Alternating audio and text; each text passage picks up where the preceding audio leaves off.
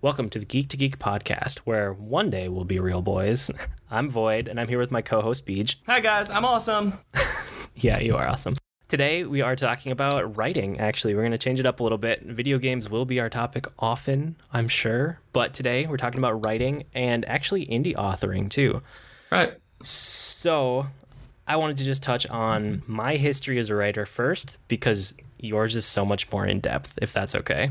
That's fine. Go right ahead. Okay, so, I mean, I did a lot of writing, like, academically in school, and I was always fine at it. It was no big deal for me.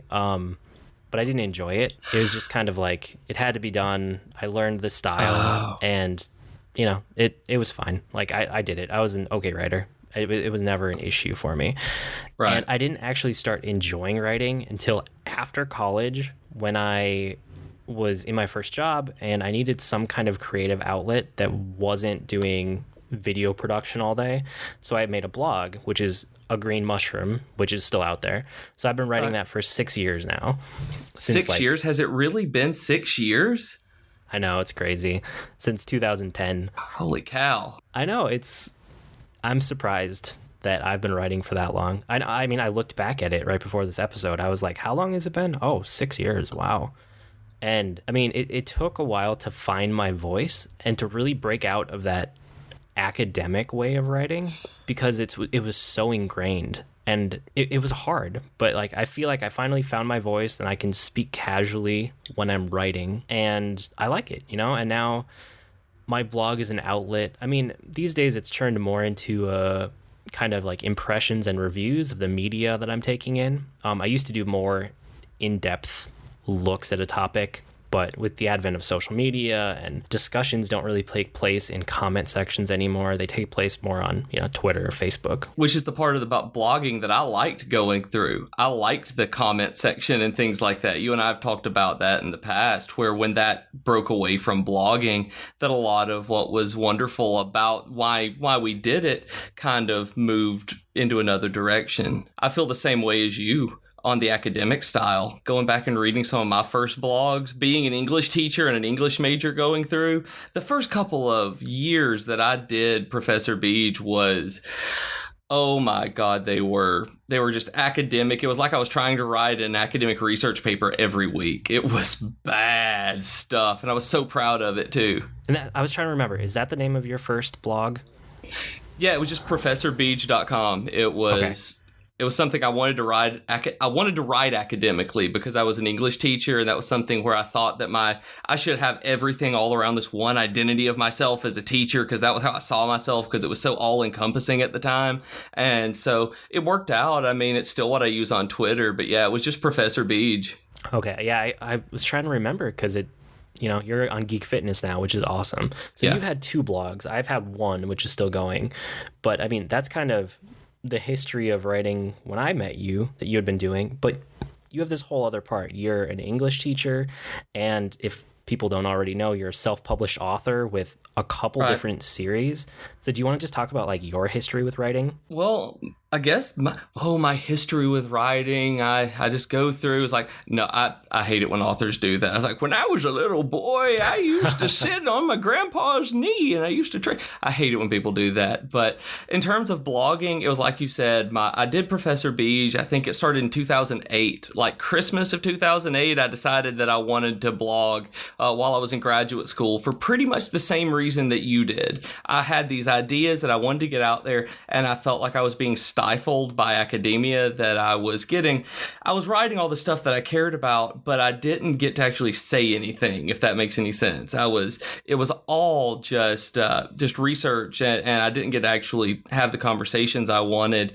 And so to get out of the academic writing, I went to blogging. I've always wanted to be a columnist. And so when I set up Professor Beej, I was like, this could be like an ideas blog where I talk about everything that I like and just this pop culture-y, but on an academic side, to show that, you know, we can do academics and pop culture together. And it was fun. Is that where I met you? Because I was trying to think. I was like, was it Twitter? Was it Professor Beej? Was it a blog, somebody else's blog where we became buddies? Like, I can't remember. My wife asked, and I was like, I know Twitter. That is where we've interacted the most over the years, but I don't remember what blog it was. I think it started. I know it was a blog. I'm pretty sure it was when I had started writing A Green Mushroom, and you were still writing on Professor Beej. And the blog, I mean, we could take a little detour here. The blogging community used to be different, and it's one of the reasons that we started this podcast was to have these discussions again. Because when I started writing early 2010, you said late 2008, so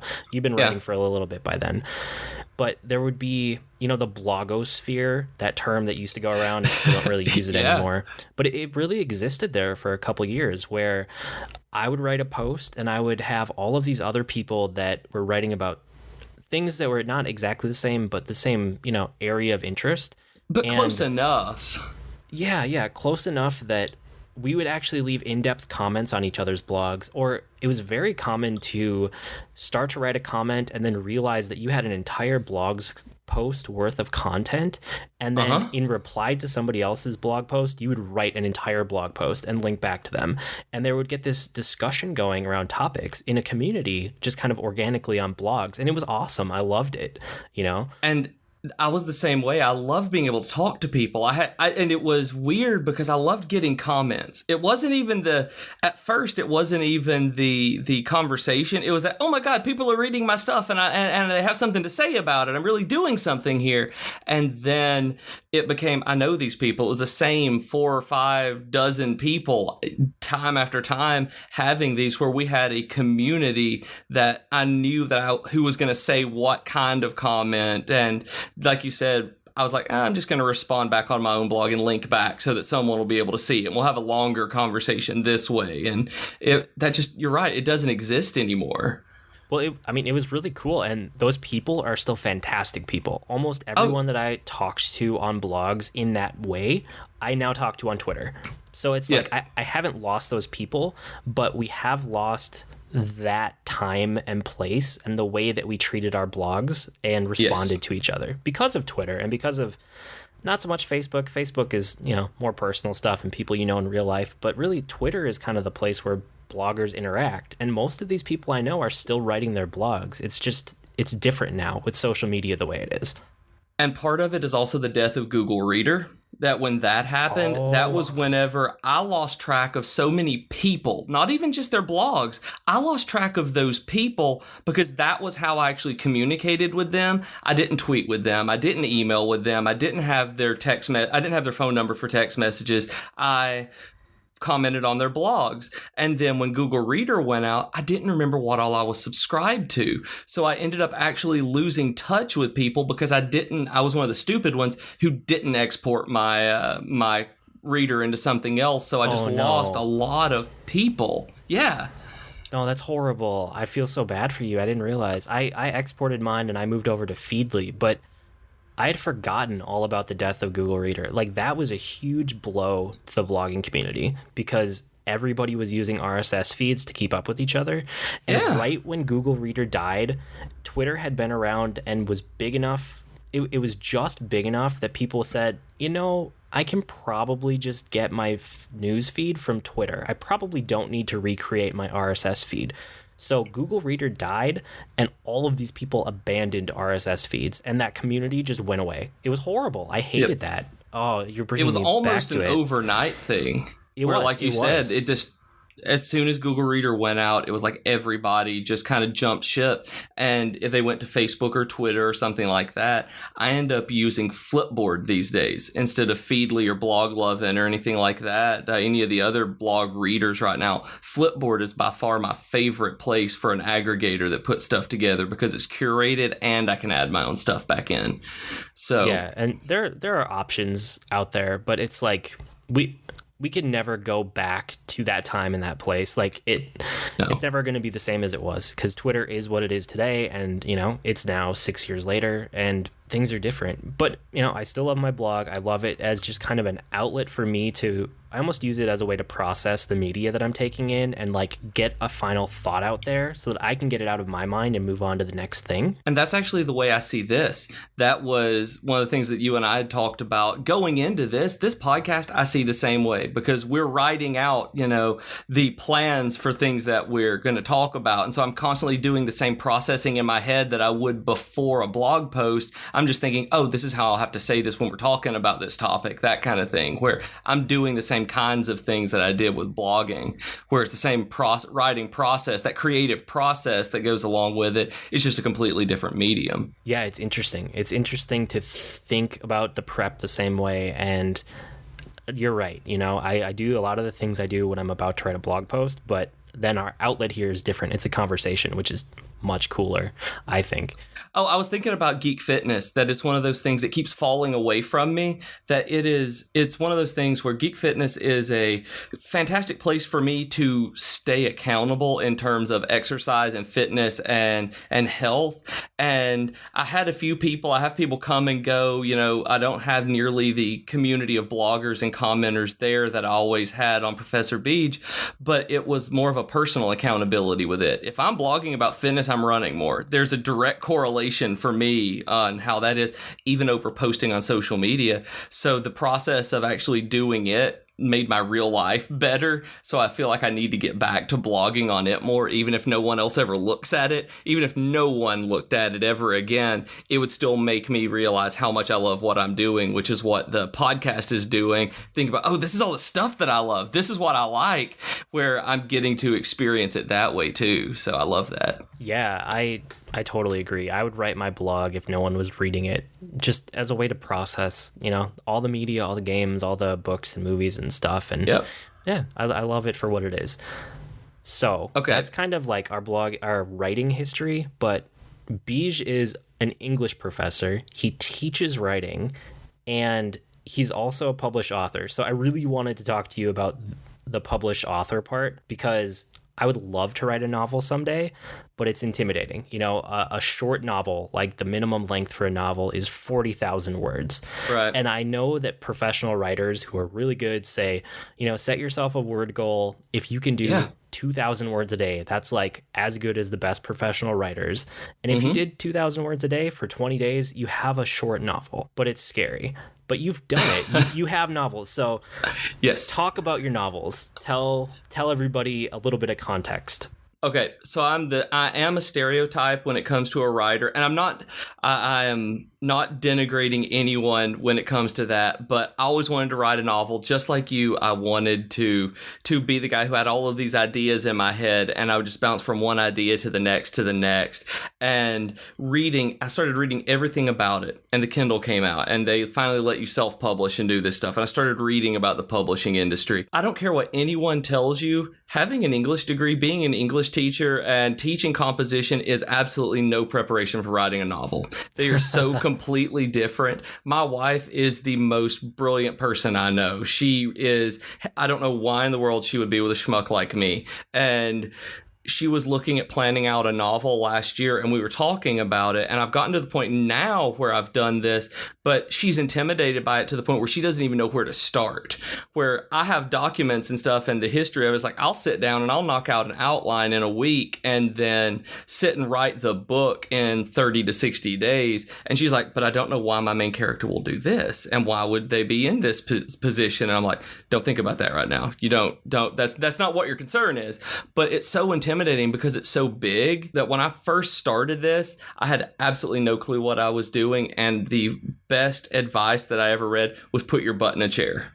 That if you sit down and you put your butt in a chair and you just do something every day, whether you're writing, you're reading, you're researching, eventually it will turn into something.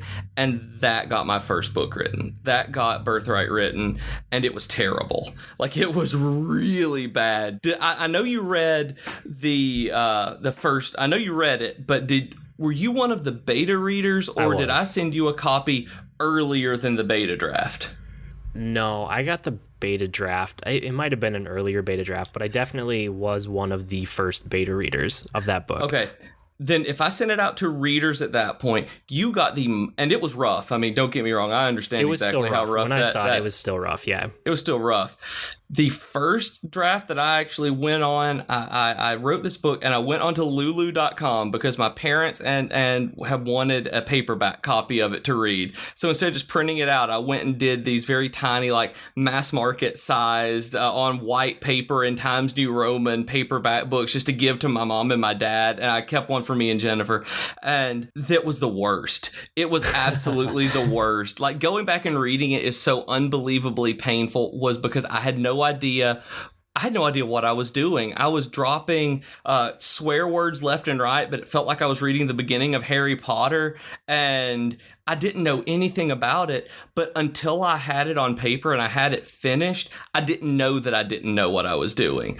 It was sitting down in my chair long enough to actually have a finished work that I could then go back and look and say, oh, he doesn't need to say that here. Oh, this is entirely too vulgar for someone being 14 years old in a school. That's not how 14-year-olds act. And so your book, just so people know, is about... Right. I mean, do you want to pitch it here? I mean, it's kind of a mix of sci-fi, fantasy. Yeah, the original idea that I had was I wanted to have this science fiction world that basically told a fantasy story. So I took all of the ideas that I liked about books and reading them myself and just kind of did this hero's journey where the hero wasn't necessarily anything special at first. And, well, necessarily anything special all along. He's not necessarily any better than the other people he's with, at least at first. So with the first draft, what was... Right. I mean, I guess you kind of said your process was get your butt in a chair and write it, just get it done so you can come back and revise it. But did you outline it first? Did you have a whole arc in your head, or were you what they call a pantser? You just write by the seat of your pants until it's done? Like, how did it go? With Birthright, I was a pantser. I sat down, I read exactly what you said, actually, the 2,000 words a day, and I decided that was going to be my goal. If I could get 2,000 words a day, then that was, no matter what, I did not let myself not have that 2,000. So I sat and I did that, and I didn't plan anything else out. I tried to outline. I can still have like basic synopses that I found in notebooks right now, but they're very loose. They're very rough. They don't actually tell you anything. And so, no, I just wrote from what was going on from one day to the next. I didn't necessarily know how long chapters were or should be. I didn't think about where characters would be going next. I just wrote. How long did it take you to write that way? Overall, I think I've looked at Birthright being 48 days writing. Okay. When I got it, sitting down and counting up, because I didn't count weekends because I actually wasn't writing on the weekends. Because I'm a teacher, I have summers off. So I was able to take May, June, and July and write during the day during the summer. So I drafted it over the course of one summer, and I think it took me 45 days, 48 days, I think, to be able to get looking at the 2,000 words a day. That's so cool. But it was bad. But I'm glad that I did it that way. I'm really glad that I did it. To have such a bad book at the very beginning when I just had this first draft of the first novel you ever read, to be that terrible, just that downright awful, just really terrible to read. Just so many things about it were bad. And that when I was able to look at it again, I learned what I did wrong from that one. And the last book that I released, Legacy, the end of the trilogy, is what I wish I could start with now. Like, I'm really proud of this book because I learned how to outline after Birthright because of how hard it was to be a pantser. I learned how to put everything down on paper. I learned how to at least look at the 3-act structure to be able to figure out, oh, this is where I need something wrong to have something bad to happen to my characters. Where in Birthright, it's very uneven in terms of pacing because I had to go back in during revision and basically put in those milestones because I was just a pantser straight through. So is it like so many skills out there, something that you just have to sit down and do to get better at it? Yes.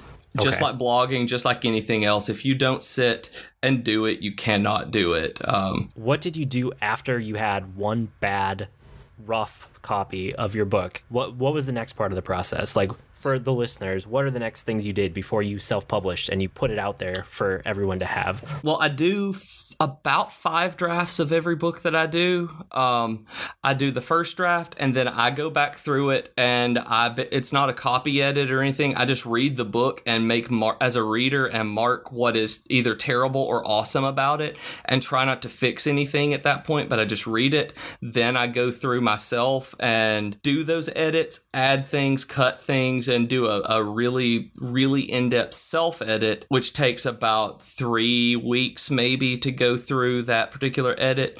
Then I send that one out to you. That's the one that I send to you guys as beta readers. Okay. I'll send that out and hopefully get comments from people who are actual. And a beta reader, for those of you who don't know, is basically your target audience. If you're writing a science fiction novel, send it to people who would be reading sci-fi novels. If you're writing a romance.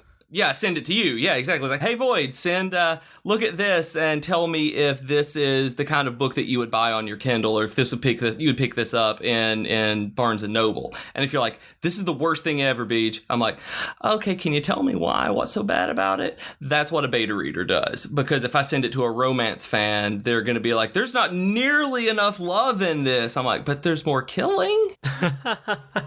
Where you want your beta readers to be someone who will actually know what they're reading. And part of it was you asked for specific feedback, which I thought was really cool too. You know, if there was a chapter or a section that didn't work, you actually wanted us to say, like, what exactly in here doesn't feel right. Or I remember even highlighting, like, you know, this exact piece of dialogue does not work. Like, it just doesn't work for me. And it's so subjective, right? Because I could say that about a part of your book where somebody else would be fine with it. But I think that kind of thing helped you. I remember I think it was Legacy. I think it was the last book. Okay. Where you had a scene with a mother and, like, they had like a 4 or 3-year-old child. And my daughter was the same age at the time. And I wrote you some gigantic multi-paragraph thing about how it doesn't work at all because as a parent, none of this would actually happen. Yep. And me, as not being a parent, I'm falling back on every cliche and trope that I know to write and think this is how people react in a bad situation with their kids. You're like, no, dude, no, that, nuh-uh. And it was, like you said, it was paragraphs of why this is wrong. And I hope I got it better. I hope that actually going through that it's better, because I have no real life experience what that feels like and how. So I hope you have no real life experience on that situation either. We need to have a much more in-depth conversation about that if you do, but because it was a bad situation, folks. And but yeah, that kind of thing really helps because I don't have that experience to actually make it good. That's how you make authentic fiction, honestly. Is right what you know, yeah. And I remember, you know, a lot of it was more highlighting something, telling you this doesn't feel right, and if I could, telling you why I think it didn't feel right. It wasn't. I barely ever tried to give you a solution. Every once in a while, there was something that felt obvious to me, like, hey, change these 2 words, or like rearrange the sentence, like something easy. But most of the time you were looking for beta reader feedback. Just tell me what you feel and just kind of like where you're feeling that. Yeah. And for me, those are the most important. And other authors are different. Other people who write need completely different kinds of feedback depending on what they're looking for. Because I really like bad stuff. I mean, I guess the way everybody's always looked at my favorite movies and my favorite books, and it's like, I don't like I'm an English teacher, and I don't like literary classics. If you give me Shakespeare or Jane Austen or the Bronte sisters, I'm like, it's fine, I guess. And then you give me the Fast and the Furious, and I'm like, oh yeah, let's do this. I'm watching some fast cars. And no one understands why I like such trashy stuff. And so when I write pulpy, fun sci-fi stuff, and I need somebody who reads it who has probably better taste than I do to tone me back and be like, nope, you went too far into the bad category on this one. It was fun. This is just terrible. And that's why I need you. Yeah, and it's, you know, I love the pulpy sci-fi, so it worked out. We were a good partnership. I know you had a bunch of other beta readers, but it was really fun being beta reader. So I also wanted to ask you about, you have another series too. You have Yes. So you have Birthright, Lineage, and Legacy. Those are your novels that you wrote by yourself. But you have Nimbus, which you wrote with a partner, and it's an episodic series, it's 4 parts, correct? Yeah, it was 4 parts, and then now it's just one standalone novel. We have the full book published as an omnibus out. So what was it like writing with a partner? How does that even work? It's this one is one where we did it, where we took a convergence narrative, where we wanted to write characters that were coming together at the end of the story. They started separately and came together at the end. And what we did with that was we each took a perspective, a POV character, and we just wrote basically our half of the story, and we divided the book into the 4 parts, and we divided each of the parts into 20 chapters, and we each got 10 chapters. Then we sat down and we outlined in basic, 2 or 3 sentence things where it was what's going to happen in this chapter. So I would know what was going on in his chapter before mine, and then he would be able to go back and forth. So we had a 20 chapter outline that we would then we would write 1 chapter, we would bring it back together, and we would edit them. We would read through them and mark them up like, honestly, like writing partners is the only way to say it. We marked them, made comments. He coined "No, dude, it's bad," and that let me know when it got really terrible, or just boo, writing it in the margins. And we just ripped each other's stuff apart that way. Then we would do that every week. We'd have a chapter a week, and we then, when the entire book was finished, when the entire part was finished, we would do a read through, page by page, sitting beside each other, line by line of that book. And you want to talk about going crazy. Reading a book line by line, directly beside at trying to keep the same pace as another human being for an entire novel will make you want to lose your mind. I bet. So were you basically each other's beta readers? Because I don't remember you ever sending this one out to the beta reading group. Yeah, we ended up basically doing this one ourselves. It was an experiment on that as well, where we didn't know how to do it. We didn't know how to do a whole lot with the writing partner, so we just took it on ourselves and we just did it because we had our eyes on it at so many different levels. This one was planned out way more, and we've gotten a lot of good feedback about it, so I don't think it was bad. I don't think everybody could work. He was an English major and is now an English teacher as well, so our professional training helps a bit with that. Sure. Where not everybody has the luxury of being an English teacher to be able to edit your writing partner's stuff at the professional level. Yeah. So out of curiosity, like I liked the serial release schedule for Nimbus. I thought it was really cool, and I've read some other authors who've done that too. Like John Scalzi had a lot of success with it lately in a couple of his books that he released, not chapter by chapter, but story by story as a serial, and then in the end you bring it all together into a novel, which is exactly what you did. As far as like publishing it and how successful they've been, how did that go? I mean, because you have all the stats in Amazon or Kindle, I'm assuming. Like, did the serial format work for you, or did it not really come together until they were all done? What ended up happening? It worked way better after they were all done. It may have been better if we had a bigger platform, if we had a bigger audience going in. We still sell the parts. We have all of them out there, and part 1 is free. And we still sell individual parts, even though the omnibus is cheaper. They don't make a lot. I mean, they've never sold nearly as well as the one full complete novel did. Once we got part 4 out there, that was when all of them started. People just don't seem to want to read stuff that is not finished. And that with an unknown quantity like an indie author, they don't know if it's ever going to be finished, so they don't want to spend their money on it. Oh, I can see that. Well, and it used to be a format that was much more well known, like it was not unheard of. I don't even remember the timeline, but I know there was a time where people released episodic stories and so many people read them. It's the same time that people would write short stories and people would still read them. I know short stories are kind of like a dying media right now. Sadly. Yeah. They're hard. It's because they're hard to write, and good short stories are really hard to come by, and people don't want to read them nearly as much. There's still some fantastic short story writers out there, though. Okay, so the other thing with you being an author, self-publishing, what's the editing process like? I mean, you talked about how, you do your own drafts, you do your self-editing, you get your beta readers to help you with suggestions and sometimes edits. When you had a partner, you bounce things off them and you did all your editing together. What about like, did you hire a professional editor? Did you get an outside editor to do an entire pass through your book either time, or Yes. with any of them? What happened with that? Okay, there are two things on this one where it's really fun. When I did the Kickstarter for Birthright, and all of you guys were fantastic enough to help me pay for cover art, the editor, and all of this stuff, I went out and I found an author or an editor, a freelance editor that specialized in indie authors that fit within our budget.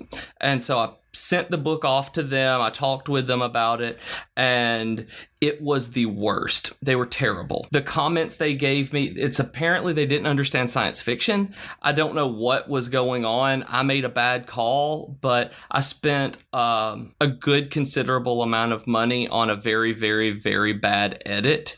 And I then had my wife look at it, which sounds like the worst cliche in the world. It's like, oh, you guys, my mom read my book and it's so awesome.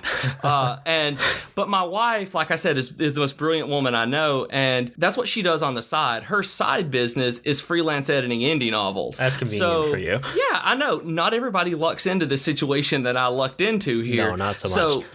Because she can do that, she did another pass on Birthright, caught all of the stuff that the other editor that I paid to do it didn't. And so she actually did Lineage and Legacy, and is actually doing that right now. She's under contract with somebody who got a not so great edit on their first book and is now going through that author's entire series, re-editing them. So you had two outside editors, basically, one that didn't work out, Yes. and then your wife ended up being a good one that worked for you. Did you do anything like that for Nimbus, or was Nimbus purely you and your writing partner? Nimbus was actually just me and Austin. We were the only ones who did it.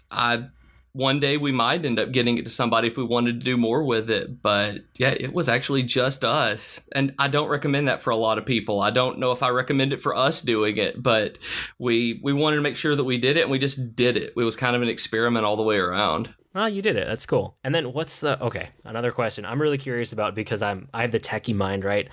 Yes. What about the book formats? Like, what about the formatting for all of these digital books now? I know there's Mobi, there's EPUB, there's, I don't even know all the, you can just make a PDF. Like, how did that go? Did you format them all yourselves? Did you pay someone? How hard was it? I did it all myself. That was one where I did it all because I'm techie like you and I understand Microsoft Word, that I can actually make it do what I want it to do, that I understand the concept of page breaks and how to do font changes. That was really, really helpful to be able to do that, because I didn't have to pay somebody, because I could go through line by line on the book and know what it's going to look like when I upload it. Because all I do on Kindle is just upload a Word document. Is I go through and just make sure that the XML is what I want it to be, and just upload all of it. Just upload it straight up to Amazon. So it wasn't too difficult to do on your own?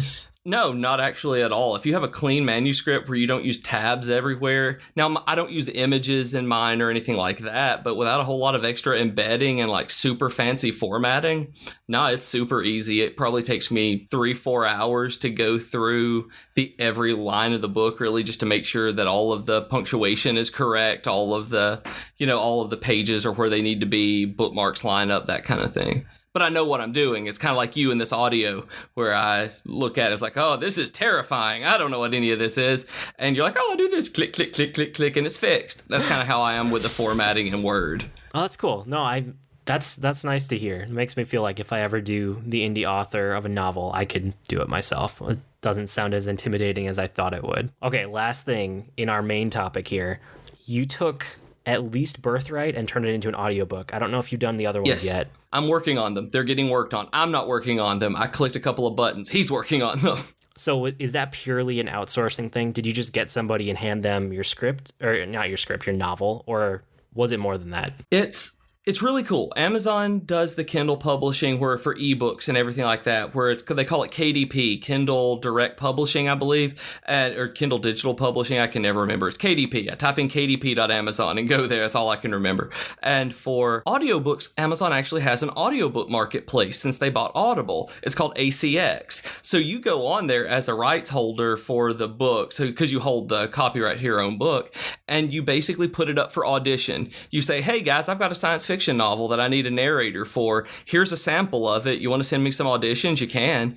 And I had somebody do that. I went out and contacted a couple of them and heard theirs. And then this guy, CB, came up, CB Drogi, and had just sent me a message and read it. And I'm like, these are these characters. I was like, this is a real book. It's not just my book. This is a real book. Somebody else is reading this book. And it sounded just perfect to me, that it was exactly what I had in mind. And so we worked out a royalty share deal, which is the main thing that ACX does, where anytime an audiobook sells on iTunes or Audible or anything like that, we basically just split the profits. That I didn't have to pay up front or anything like that. I could have paid him up front a fee and kept all the money myself, but it was a no cost to either of us outside of time. And he's working on the second book as I'm saying this. Well, maybe not literally this second, but he is uploading parts to it, to book 2 right now, and book 3 should start after that. So the whole trilogy will be in audio, hopefully by end of summer, maybe. Dude, that's awesome. I gotta go back and listen to it as an audiobook now that I know the process and what's going on behind the scenes. Yeah, we will do a podcast on audiobooks, I'm sure, because we both listen to all sorts of podcasts and audio and lots of stuff. Yep. But it must be cool just hearing your work performed that way. It is unbelievably surreal. I cannot express just how weird it was. I remember because I was in the public library. I was at a program that my wife had put together, and the email came through with the audition, and I stepped out into the lobby, put in a set of earphones, and just listened to this 15 minutes of my book being read. And I mean, again, to fall back on a cliche, I actually got chills. I literally had goosebumps from listening to this guy read my book. A stranger say, hey, I want to read your book for you. And that's the way I felt listening to the entire thing as well. Just listening to it straight through, it was just unbelievable. The second one is the same way. Listening to this as he's going through and uploading it, doing the QA is astonishing. It's just surreal. It's awesome. That's amazing. That's so cool. Okay, I think that's going to wrap up our main topic of writing today. If you'd like to hear more, definitely let us know with your own writing and email or whatever. But for now, we're going to move on to Weekly Geekery. This week, I'm bringing Keep Talking and Nobody Explodes, which is a game. It's on PC. I think it's coming to consoles if it's not there already. And it's basically a game where it's 2 players at least. You can do more than that. One person has a manual for a bomb, and the other person is sitting in a room with no information looking at the bomb. And you have to communicate via voice and figure out how to disarm the bomb before it explodes. That's it. And it's amazing. It's a really good game for communication. My brother and I played it when we were at PAX last year, and we said that when it came out, we had to get it. We had to play it together in more than just one bomb in one sitting. So we finally got to do that this week. We jumped on headset. It's a really fun game. If you have somebody that you want to play a good communication game with, pick up Keep Talking and Nobody Explodes. That sounds fantastic. I've never even heard of that. I'm so excited. My weekly geekery is actually going to be Marvel Battlegrounds, the new expansion for Disney Infinity that came out this week. I've been looking forward to this. I mentioned Disney Infinity last week a little bit, and Marvel Battlegrounds, it takes all of last year's toys and makes them new again, and it's Smash Brothers. It is Smash Brothers for Disney Infinity, where I get to take the Hulk and beat up Spider-Man. I get to stand in an arena and have Iron Man be able to fight Venom, and it's just this free-for-all kind of Smash Brothers, just fighting, and it's awesome. Before work this morning, that's what I was doing, was just playing this with all of my Marvel characters, and with all of this, with Civil War coming out, I can't recommend it enough, because I'm almost obsessive with Disney Infinity right now, and being able to have just a multiplayer Marvel Battleground like this, where I can just actually have those fights that we had, the arguments that we have when you're kids, like who would win in a fight. You get to have that, and it's awesome. And it's Smash Brothers with superheroes. I can't recommend it enough. The Captain America figure with it's really cool. My son would love that. He loves Captain America.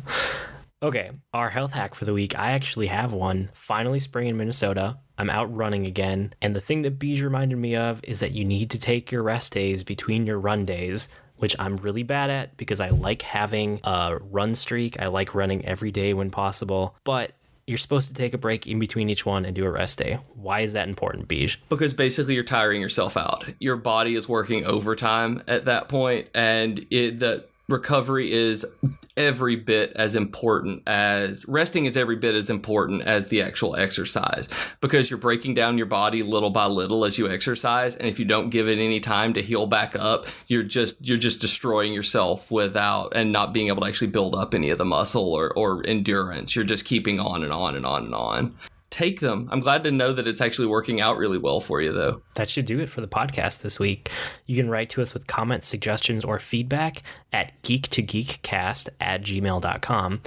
We've been Void and Beej with the Geek to Geek podcast, and here's where you guys can find us. I'm at agreenmushroom.com. I blog almost daily, usually 5 days a week, and you can find me on Twitter at GRN Mushroom. That's green mushroom without the E's. I'm very active on Twitter. I'm there a lot. Where can they find you, Beej? And I'm on Twitter as at Professor B. Just spend most of my time there. I'm on Instagram as at GeekFitness_, and I'm doing everything that I can to learn how to Instagram better at Geek to Geekcast. See me and Void there, and we'll try to interact with you and post videos and cool pictures of geeky stuff. Thanks for all the feedback and comments so far. You guys are awesome for sending that our way. One of the best things you can do for us right now as we're getting started up is to leave ratings and reviews in your podcast app of choice.